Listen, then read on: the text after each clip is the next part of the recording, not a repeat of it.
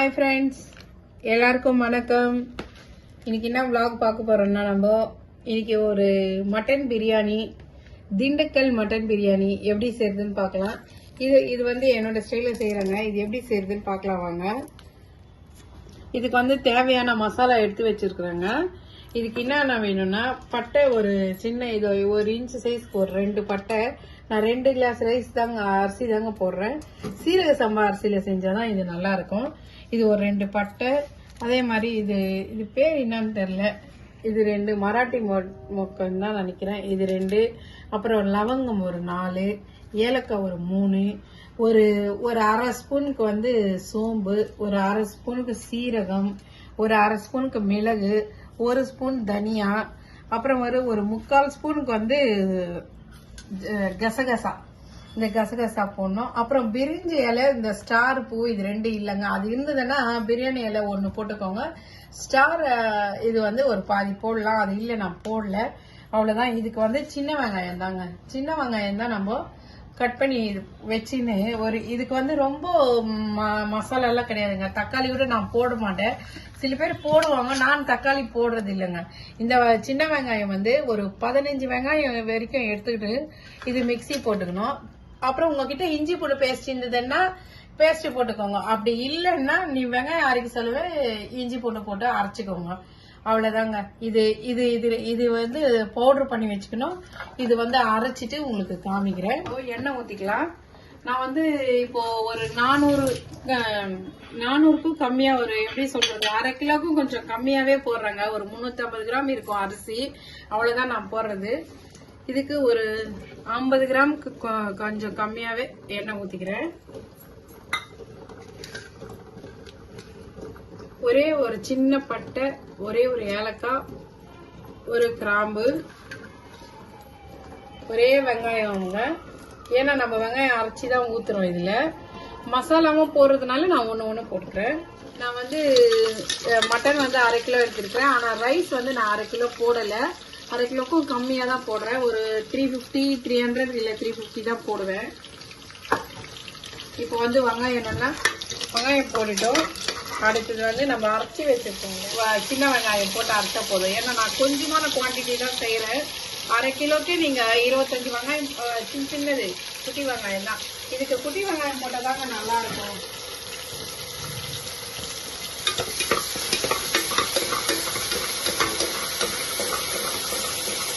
இது நல்லா வதங்கினாங்க. நல்லா வதங்கட்டும். பாக்கலாம். வெங்காயம் அரைச்ச மயில அதே ஜார்லயே நான் ஒரு 6 பச்சை மிளகாய் இது மாதிரி அரைச்சி எடுத்துக்கினேன். தொக்கா அரைச்சி எடுத்துக்கினேன். இதுவும் சேர்த்துக்கலாம். இதுவும் நல்லா வதக்கலாம். வெங்காயம் கூட சேர்த்து நல்லா வதங்கிடும். அடுத்ததான் நம்ம 2 ஸ்பூன் இஞ்சி பூண்டு பேஸ்ட். ஒரு கப்புக்கு 1 ஸ்பூன் கணக்கு வச்சுப்பேங்க. நானு 2 கப் ரைஸ் போட்டேன்னா 2 ஸ்பூன். அது போல ஈஸியா இருக்கும். நம்ம எத்தனை கப்பு போடுறோமோ அத்தனை கப்புக்கு அத்தனை ஸ்பூன் இஞ்சி பூண்டு பேஸ்ட் போட்டுருந்தீங்கன்னா நல்லா இருக்கும். இஞ்சி பூண்டு நல்லா வதங்கிட்டோம். அந்த பச்சை வாசனை போட்டோம். நல்லா வதங்கினாங்க. நம்ம அரைச்சி வச்சிருக்கோம் இல்லையா, இந்த மசாலால இப்போ முக்கால்வாசி சேர்த்துடுறோங்க. ஒரு 75% சேர்த்துட்டேன். கொஞ்சமா அப்புறம் நம்ம தம் போட சொல்ல சேர்க்கலாம்.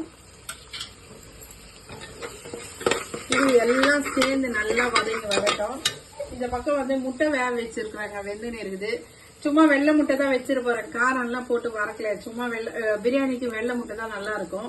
65க்கு பரட்டி வச்சிருக்கிறேன். 65 போட போறேன். இந்த மசாலா எல்லாம் இந்த வாசனை மனமா இருக்கு. இந்த அரைச்சி ஊத்துனீங்கனாலே அது ஒரு வாசமா நல்லா இருக்கும். இதுலயே நம்ம ஒரு கை, சில பேர் அரைச்சி போடுவாங்க. நான் அரைச்சி போட மாட்டேன். அரைச்சி போட்டேன்னு வச்சுக்கோங்களேன், பச்சை கலரா இது புதினா சாதம், கொத்தமல்லி சாதம் மாதிரி இருக்கும். எனக்கு அரைச்சி போட்டா பிடிக்காது. அதனால நான் எண்ணெயிலேயே இது பண்ணி ரொம்ப பொடியா கட் பண்ணிட்டு, எவ்வளவு குட்டி குட்டியா உங்களால முடியுமோ அவ்வளவு குட்டி குட்டியா பொடியா கட் பண்ணி போட்டுக்கினேன்.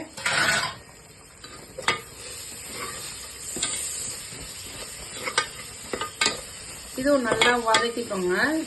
இப்ப நம்ம தயிர் ஊத்திக்கலாம். இது ஒரு 50 கிராமுக்கும் கம்மியா தான் இருக்கும் இந்த தயிர். இது தயிர் ஊத்திக்கலாம். சரிங்க. இது ஒரு 1/2 ஸ்பூனுக்கு மிளகாத்தூள் போட்டுக்கிறேன். 6 பச்சை மிளகாய் போட்டு இருக்கேன். அது இருந்தாலும் அந்த காரம் இருக்குமோ இருக்காதோ சரி ஒரு 1/2 ஸ்பூன் போடலான்னு போட்டேன். நல்லா வதங்கி எண்ணெய் திரிஞ்சு எண்ணெய் தனியா மேல தெரியுது பாத்தீங்களா, பார்த்தாலே தெரியும் உங்களுக்கு. தொக்கு மாதிரி இன்னும் அழகா வந்துருக்கு பாருங்க. எண்ணெய்லாம் சைடெல்லாம் பிரிஞ்சு வந்திருக்கு. நல்லா மசாலா நல்லா வெந்துச்சு, எண்ணெயிலேயே நல்லா வெந்துச்சு. இப்போ நம்ம மட்டன் சேர்த்துக்கலாம்.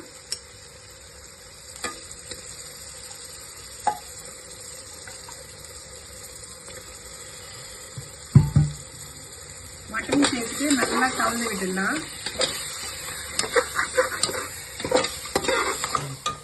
இப்போ இந்த மட்டனுக்கு தேவையான அளவுக்கு உப்பு போட்டுக்கலாங்க. அப்புறம் நம்ம சாப்பாடு தண்ணி ஊற்றி போடவும் பார்த்தீங்களா, அரிசி போடுறீங்கன்னா அப்போ செக் பண்ணிக்கலாம். இப்போ வந்து இந்த மட்டன் வேகத்துக்கு மட்டும் உப்பு போட்டுக்கிறேன். இந்த மட்டன் முழுகிற அளவுக்கு தண்ணி ஊற்றிக்கலாம்.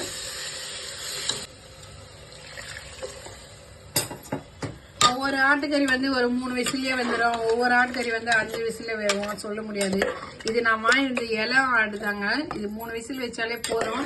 இது வெந்ததும் பார்க்கலாம். இப்போ இது தேவையான அளவுக்கு இது முழுகிற அளவுக்கு தண்ணி ஊற்றின்னு நம்ம இது மூடி வச்சுக்கலாம்.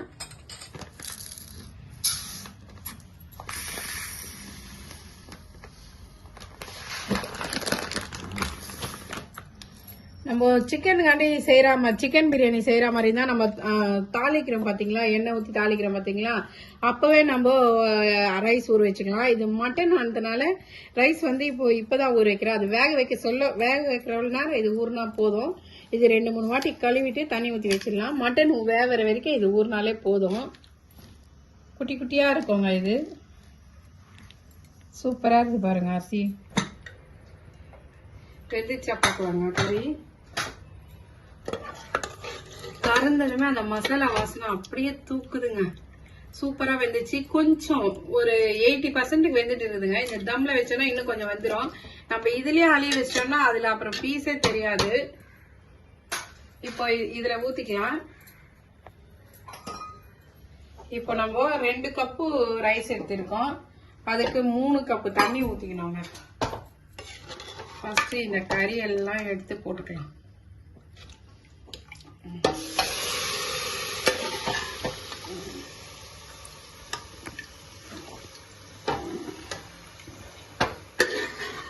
கலர் பாத்தீங்களா இன்னும் அழகா இருக்குங்க, சூப்பரா இருந்துன்னு. நம்ம பத்தலைன்னா தண்ணி ஊத்திக்கலாங்க.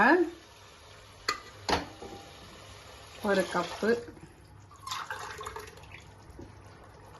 2 கப்பு இருக்குங்க. நம்ம இன்னும் 1 கப்பு தண்ணி தான் ஊத்தணும்.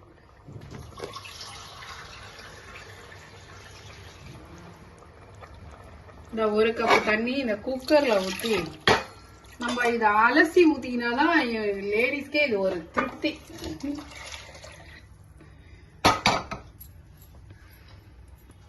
இப்போ இது நம்ம டேஸ்ட் பார்த்துட்டு உப்பு கண்டிப்பா கம்மியா இருக்கும். ஏன்னா நம்ம மட்டனுக்கு மட்டும் தான் உப்பு போட்டிருக்கிறோம். காரம் செக் பண்ணிக்கலாம்.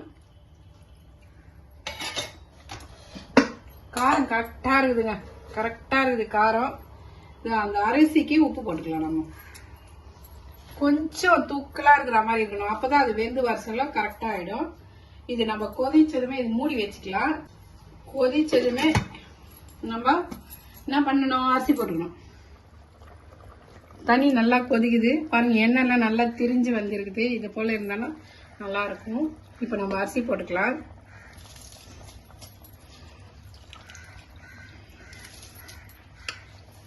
சீரக சம்பா என்ன இருந்தாலும் சீரக சம்பா வந்து மட்டன் பிரியாணிக்கு தாங்க எனக்கு நல்லா இருக்கிற மாதிரி எனக்கு ஒரு ஃபீல் ஆகுது. சிக்கனுக்கெல்லாம், அதுவும் இல்லாம இந்த திண்டுக்கல் சிக்கனுக்கெல்லாம் எனக்கு செட் ஆகல, எங்கேயுமா பிடிக்காத மாதிரியே இருக்கு. ஆனா மட்டன் வந்து சூப்பரா இருக்குதுங்க. மட்டன்ல திண்டுக்கல் பிரியாணி செய்யற மாதிரி தான் நீங்க ட்ரை பண்ற மாதிரி தான் மட்டன்ல ட்ரை பண்ணீங்கன்னா நல்லா இருக்கும். எங்க வீட்டுல கூட எல்லாருக்கும் திண்டுக்கல் பிரியாணினா சிக்கன்ல செஞ்சா பிடிக்கவே பிடிக்காது. சிக்கன்ல எப்ப பாரு அந்த பாஸ்மதி ரைஸ் தான் பண்ணணும்னு நல்லா கலந்து விட்டுக்கலாம். இப்போ இந்த டைம்லயே இதுலயே நம்ம முட்டை போட்டோம்னா கூட அந்த வாசம் நல்லா இருக்கும். தண்ணி நல்லா சேர்ந்தா மாதிரி வந்துருச்சுங்க.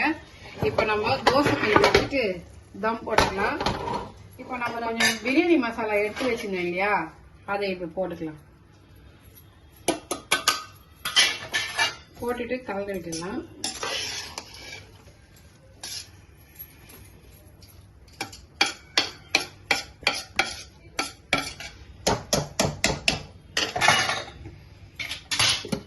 இப்போ நம்ம 20 மினிட்ஸ் கழிச்சு பார்க்கலாங்க. தம் ஆயிடுச்சுங்க. எப்படி வந்திருக்கு பார்க்கலாம். வாவ், சூப்பரா இருக்கு. இது திறக்கும் போது அந்த மசாலா வாசனை, கலர் பாத்தீங்களா எவ்வளவு அழகா இருக்குன்னு, செம்மையா இருக்குதுங்க. நம்ம மஞ்சளே போடல, அந்த ஸ்மெல்லு அந்த வாசமே அப்படியே தூக்குது. நம்ம இப்ப பிளேட்ல வச்சுக்கலாம். இன்னைக்கு சண்டே ஸ்பெஷல் மட்டன் பிரியாணி. என்னென்ன செஞ்சிருக்கேன்னு பாருங்க. மட்டன் பிரியாணி, சீரக சம்பா ரைஸ்ல மட்டன் பிரியாணி, முட்டை வேக வச்சு வச்சிருக்கேன், ஆனியன் கொத்தமல்லி போட்டு ரைத்தா, அப்புறம் 65. இது ஏற்கனவே வீடியோ போட்டிருக்கேன், அதனால போடலங்க. இப்போ நம்ம பிளேட்ல வச்சுக்கலாம்.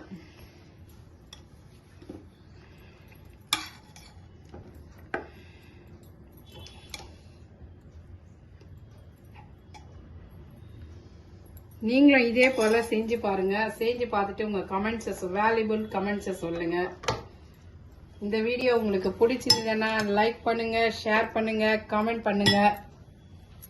மறக்காம சப்ஸ்கிரைப் பண்ணுங்க, அந்த பெல் பட்டனை அழுத்திடுங்க. ஓகே, தேங்க்யூ ஃபார் வாட்சிங்.